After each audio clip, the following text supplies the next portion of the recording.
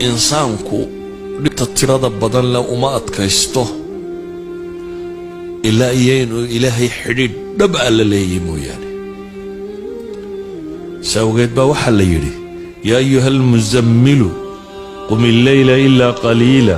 nisfahu aw inqus minhu qaliila aw zid calayhi warattil alqur'aana tartiila إنا سنلقي عليك قولا ثقيلا إن ناشئة الليل هي أشد وطئا وأقوى مقيلا إلهي وحلي كان استوضوبا يو كع كيسدد يوبا ليلي كعو إلهي ستاك markaan dhibi ku qabsato nolosha caadiga ah haddii adigu aad iska qaadi kari weydo maxaad samaysaa sida normalka bini aadamka lagu yaqaano waxa weeyaan inuu fakaro asxaabtiisii ciddii xidhiidh kala lahaa war maanta yaad mushkiladan yaa ku caawin kara maalan problem dhaqaalaha kugu dhacay marka koowaad aad mushkiladda xalili karay waxaad soconaysaa bartalo yaad wax ka soo amaata ama wax ku siiya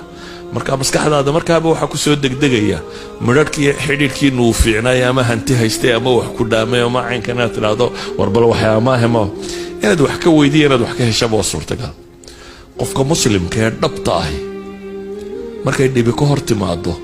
xalka koowaadee uu raadiya waxa weeyaan rabu samaawaati walarda inuu xidhiidh la sameeyo man biyadihi malakuutu kulli shay ilaaha gacantiisa wax waliba ku jiraan albaabkiisa inuu garaaco sawgeed baa nabi maxamed markay dhibtu ka hor timi ilaahay wuxuu leeyahay yaa ayuha almuzammilu qum illayla ilaa qaliila kanis dadayow kanis duuduubayow kac habeenkii intiisa badan in yar mooyaane nuskii ama wax yar ka yaree baa layidhi maxaa lagu cileeyey innaa sanulqi calayka qawlan thaqiila baa ilaah yidhi war culus baa lagu dhiibayaa dacwadan iyo diinkan iyo qur-aankan iyo sistamkan inaad qaaddaa arrin fudud maaha baa ilaahay leeyahy war culus baa lagu siinayaa laakiin warkan culus waxaa kuu fuduudinaya waa maxay xidhiidhkaad ilaahay la leedahay kullamaa xidhiidhkaynu rabbi la leenay uu daciifo isbeddelka nolosheenna xagga xumi wuu degdegayaa mar kasta uu xoogaysto xidhiidhkaad ilaahay la leedahayna xejisadaad xejisanaysa diinkaaga iyo waxaagu wuu xoogoobayaa idan aayaadkan markaan isku soo daro anigoo raba inaan ra'yi guudun ka tilmaamo koobo waxa weeyaan in wax la barto oo diintaada can cilmin aad ku sugnaato waayo shubahaadka kama jawaabi kartid ama ma ka noolaan kartid